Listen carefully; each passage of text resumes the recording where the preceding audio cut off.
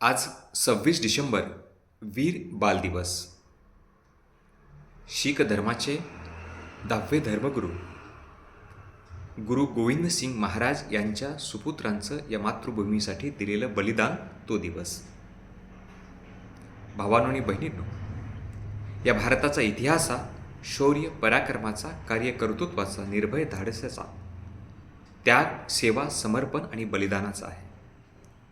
गुरु गोविंद सिंग महाराजांच्या सुपुत्राने मातृभूमीसाठी, मानवतेसाठी क्रूर अमानवी मोगल शासकाच्या विरोधामध्ये स्वतःचं बलिदान दिलेलं आहे.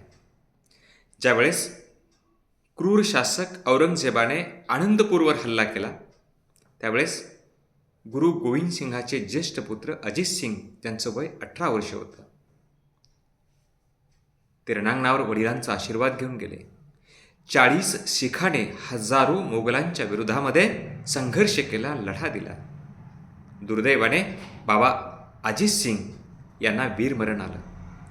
मोठ्या भावाचं बलिदान पाहून बाबा झुंजार सिंग याही सुपुत्राने गुरु गोविंद सिंग महाराजांचा आशीर्वाद घेऊन रणांगण गाठलं आणि त्यांनाही वीरमरण आलं. भावांनो आणि बहिणींनो,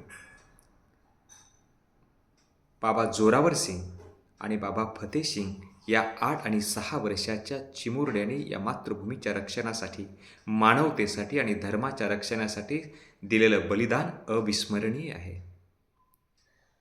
गंगू नावाच्या आचार्याने पैशाच्या आमिषाला बळी पडून जोरावर सिंग, फतेह सिंग आणि माता गुजरीजी यांना पकडून दिलं.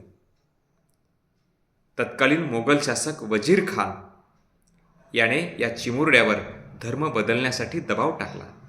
जर धर्म बदलला तर तुम्हाला मी जिवंत सोडू असं आमिषही दाखवलं. पण हे चिमुरडे वजीर खानाच्या दबावाला बळी पडले नाही. निर्भयपणे त्यांनी प्रतिकार केला.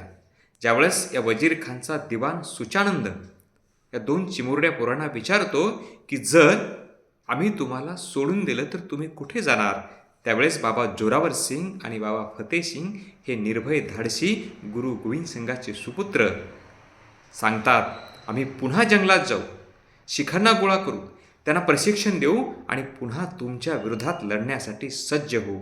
असं ऐकल्याबरोबर सुचानंदाने दिवाणाने वजीर खानाचे खान भरले आणि सांगितलं यांना ठार मारा. शेवटी या 2 चिमुरड्याला जिवंतपणे भिंतीत गाडून ठार मारलं. ही बातमी ज्यावेळेस माता गुजरीजीला कळाली, त्यांनी अखेरचा श्वास घेतला. या देशाच्या रक्षणासाठी, मातृभूमीच्या रक्षणासाठी, मानवतेच्या रक्षणासाठी यांनी दिलेलं बलिदान हे कायम स्मरणात राहणार आहे.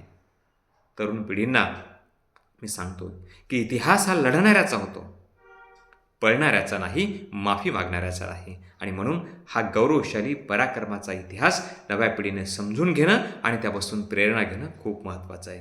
पुनश्च एकदा या 4ही सुपुत्रांना कोटी कोटी वंदन. जय हिंद, जय भारत, सत श्री अकाल.